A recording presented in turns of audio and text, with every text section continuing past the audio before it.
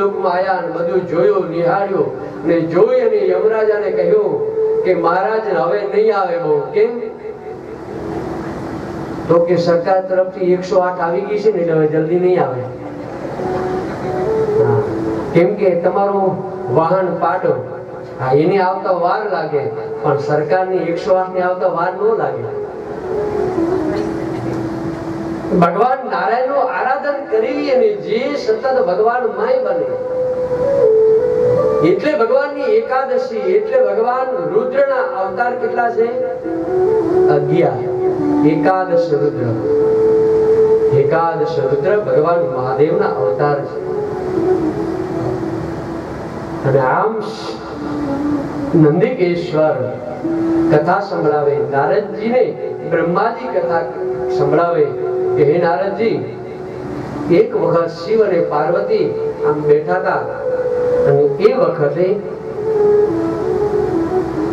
બને સત્સંગ, બને વાર્તાલાપ કરી હતા એકબીજાના. વાતમાં મહાદેવજી કીધું કે ભગવાન નારાયણ વૈકુંઠમાં રહે છે, સુંદર દ્વારપાળો, સુંદર. અને આમ જે વર્ણન જે કર્યું ને, સુંદર મહેલ, એક કથાઓનું જે વર્ણન જે કરતા, મહેલોનું વર્ણન જે બધું કર્યું, આ વર્ણન કર્યું ને તરત પાર્વતીજી કહે આ બધાને મકાન છે પોતાના, આપણે કઈ નહીં. આ બધાને મકાન અને આપણે આમ નામ પડ્યું રહેવાનું, આ સ્મશાનમાં આમ નામ રહેવાનું. જો ભાડે રહેતા હોય તો આપણે કોઈ ચિંતા ના હોય, પુરુષો કશી ચિંતા નું ભાડું આપી છૂટા, કઈ ટેન્શન નહીં. પણ બહેનોને બહુ તકલીફ. થોડીક કઈક નોકરી મોટી કરો, પેલું કરો, કઈક સારું કરો, જલ્દી આપણે મકાન નહીં, મકાન ભેગા થઈએ. ચિંતા બહેનો વધારે કે જલ્દી મકાન થઈ જાય તો સારું. થોડા કમાવાના ખબર પડે કે પતિદેવ વર્ષે 8 લાખ કમાતા ને હવે 13 લાખ કમાવા માંડ્યા છે, અને તરત ત્યાં રો હાઉસમાં રહેતા તરત કે આપણા ટેનામેન્ટમાં જતા રહ્યા. પૈસા જોયા નહીં, તરત આપણે આમાં હવે આ હાવ જૂનું, હવે કઈક નવે રેવા જઈએ. આવે સોસાયટી આવી છે ને અમારે એના કરતા ફ્લેટોમાં જતા રહી ને, કોઈ ટેન્શન જ નહીં. કેતો તો કેતી રહી, કોઈ વાત જ નહીં. એટલે માં પાર્વતી કહ્યું કે આમ નામ આપણે ક્યાં રહીશું, કઈક પ્રભુ આપણા માટે મહેલ વગેરે કઈક બનાવો, કઈક આપણે કઈક હોવું જોઈએ. હવે આપણો સંસાર માંડી આપણે બેસી, આના પછી આપણે સંતાનો થાય, આ બધાને રાખવા ક્યાં?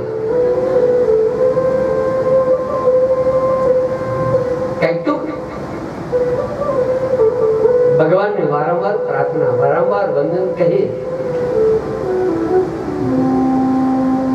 હાસ્ય કલાકાર એવું કહે, હાસ્ય એ લોકો એવું ઘણી વખત કહેતા હોય રામોજમાં કે પાર્વતીએ શિવને કેમ પ્રસન્ન કર્યા ખબર નહીં? એક તો પહેલું એક એમને સાસુ જ નહીં, અને કોઈ માથાકૂટ જ નહીં. સાસુ હોય તો ટેન્શન, કોઈ ટેન્શન થોડું નહીં. સાસુ હોય તો બધું ટેન્શન, ઘણું બધું. બીજા કે કપડા ઓછા પહેરે, કપડા ધોવાની માથાકૂટ નહીં. કપડા ઓછા, કોઈ ટેન્શન નહીં. અને પાછા સ્મશાનમાં રહે એટલે એ સાફ સફાઈ નું ટેન્શન નહીં.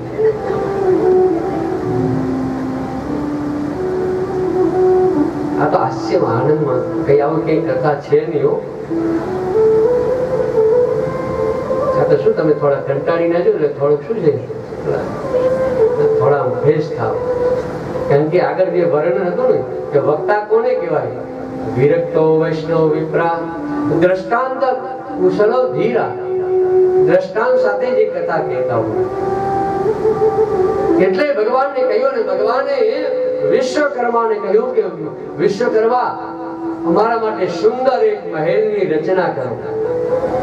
હે વિશ્વકર્માએ સુંદર મહેલની રચના કરી, સુંદર અતિશય મહેલ બનાવ્યો.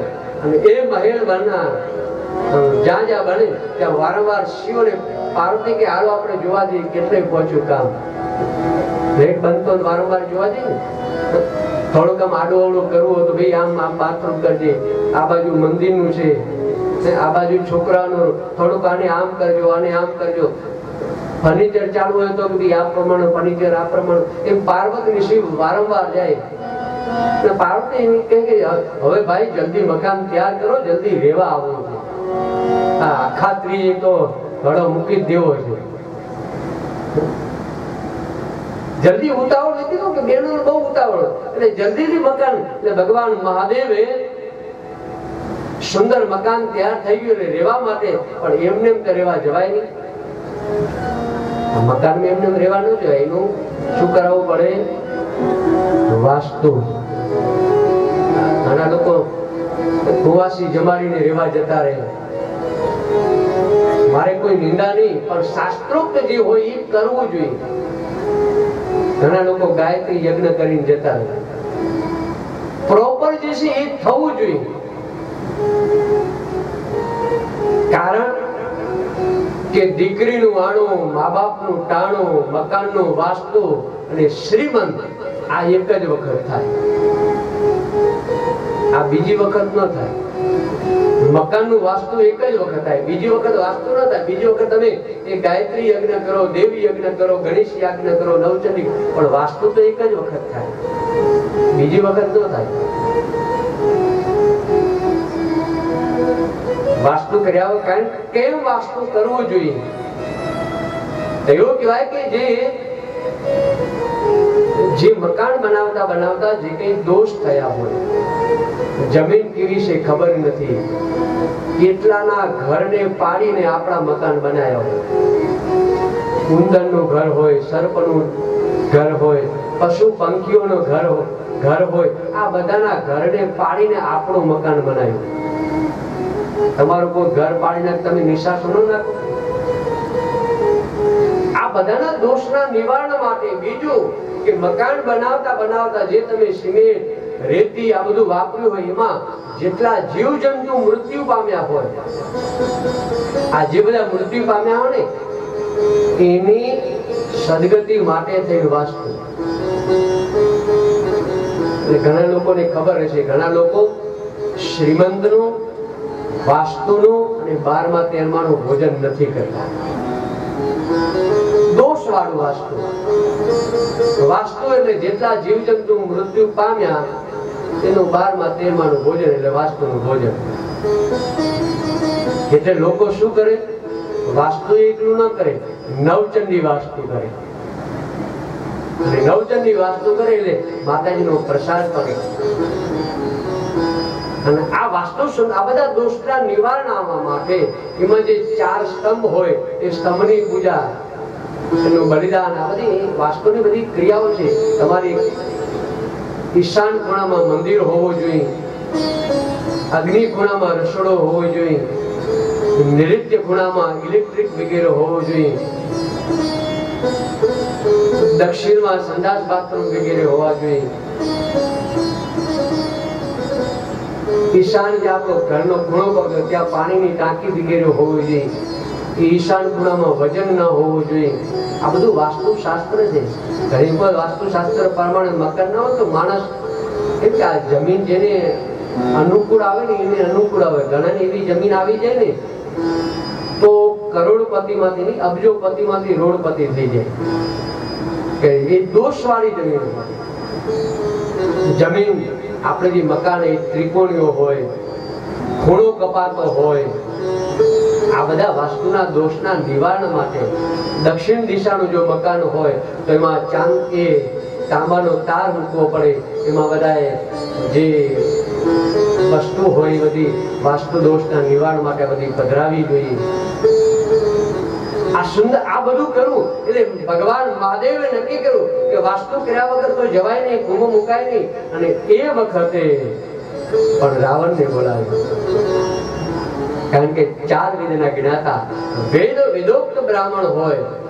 આ તો એનામાં આસુરિક વૃત્તિ હતી, કારણ કે માણસમાં આસુરિક વૃત્તિ હોય એટલે માણસમાંથી મુક્ત થઈ શકે. બાકી રાવણ બધું જાણતો હતો, નહોતો જાણતો એવું નહોતું.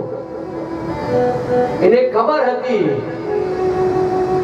કારણ કે મેં જ્યારે હું જય અને વિજય હતા અને એ વખતે જ્યારે શનકાદી ઋષિઓ આયા અને ત્યારે કીધું કે તમારે જો 7 જન્મ લેવા હોય તો 7 જન્મ, પણ 3 જન્મ લેવા હોય તો તમને ભગવાન દ્વારા તમારો ઉદ્ધાર થશે. અને તમે જો ભગવાન સાથે વેર બાંધશો ને તો તમે જલ્દીથી મુક્ત થઈ જશો. આ રાવણને ખબર હતી, બધું જાણતો હતો, જેમ દુર્યોધન બધું જાણતો. જાનામિ ધર્મમ નચમે પ્રવૃત્તિ, જાનામિ અધર્મમ નચમે નિવૃત્તિ. ધર્મ શું અધર્મ શું એ બધું જાણે, ધર્મ શું છે અધર્મ શું એ બધું જાણતા જ હોય. પણ એક કે હું વેર બાંધું, કારણ કે એ વેર બાંધીશ તો જ ભગવાન મને પ્રાપ્ત થશે. અને એટલે કહ્યું છે તમારો જે ભાવ હોય ને એ ભાવ તૂટવો ન જોઈએ. ભાવેના વિદ્યતે ભાવમ તસ્માદ ભાવો હિ કારણમ. તમારો જે ભાવ છે ને ભાવ તૂટવો ન જોઈએ. તમે ભગવાનને ભક્તિથી ભજન કરો છો તો ભક્તિ તમારો એ જ ભાવ હોવો જોઈએ. તમને ભગવાનની પૂજાથી ભાવ છે તો એક ભાવ, તમને ભગવાનની દ્વેષથી પૂજા કરો છો તો એ દ્વેષ જ હોવો જોઈએ. તમને ભગવાનની મિત્ર સાથે ભાવ તો એવો ભાવ હોવો જોઈએ. તમારો ભાવ બદલવો ન જોઈએ. એક જ ભાવ, જે ભાવ છે એટલે વેર ભાવ હતો એટલે ભગવાન એ સ્વરૂપે. તમે જો હિરણ્યકશ્યપે ભગવાનને ક્રોધથી બચાવ્યા, અને ક્રોધથી બચાવ્યા એટલે ભગવાન નૃસિંહ ભગવાન એ ક્રોધ સ્વરૂપે આવ્યા. એની પાસે આમાં ભાગવત આ શિવ પુરાણમાં કથા છે, ભલે ભાગવતી નો પણ આમાં એમાં કથા.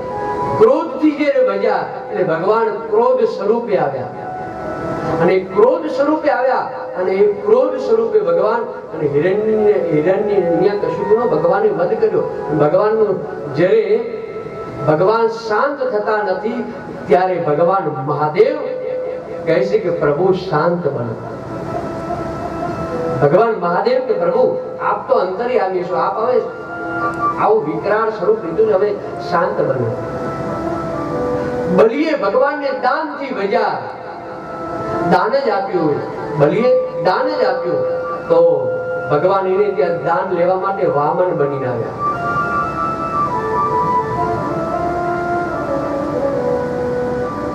હરિશ્ચંદ્રે સત્ય સાથે ભગવાનની પૂજા કરી તો સત્યની પરીક્ષા લેવા માટે ભગવાન એને ત્યાં એ સ્વરૂપે આવ્યા. મીરાએ ભક્તિથી ભજ્યા, એ ભાવથી આવ્યા. કૃષ્ણ કહે મને કોને રે બોલાવ્યો, કોને રે બોલાવ્યો, હું ક્યારે ના આવ્યો. જૂના રે ગઢથી નરસિંહાએ બોલાયો, નાગરોની નાતને જમાડવા. જે ભાવ તમે ભજો એ ભાવ તમારો તૂટવો ન જોઈએ. તમે બાળ સ્વરૂપે ભજો તો બાળ સ્વરૂપે. અનુસૂયાએ ભગવાન જ્યારે બ્રહ્મા વિષ્ણુ મહેશ આવ્યા અને એ સ્વરૂપે આવ્યા અને એ સ્વરૂપે કીધું કે અમને ભિક્ષા આપો, અને આમ જા ભગવાન પરીક્ષા કરી ત્યારે અનુસૂયાએ કીધું આ સ્વરૂપે નહીં તો, અને હાથમાં અંજલિ જળ લીધું અને 3 દેવ ઉપર છાંટી દીધું અને કીધું કે તમે મારે ત્યાં બાળક સ્વરૂપે આવો. અને ભગવાન મહાદેવજી એ બાળ સ્વરૂપે એને ત્યાં રહ્યા. બ્રહ્માજી બાળ સ્વરૂપે, નારાયણ બાળ સ્વરૂપે, દુર્વાસા ચંદ્રમા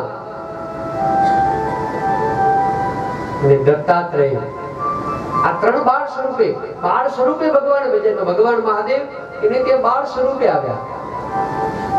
તમારો ભાવ કયો છે, ભાવ તૂટવો ન જોઈએ. વેરથી ભજો તો વેર સ્વરૂપે.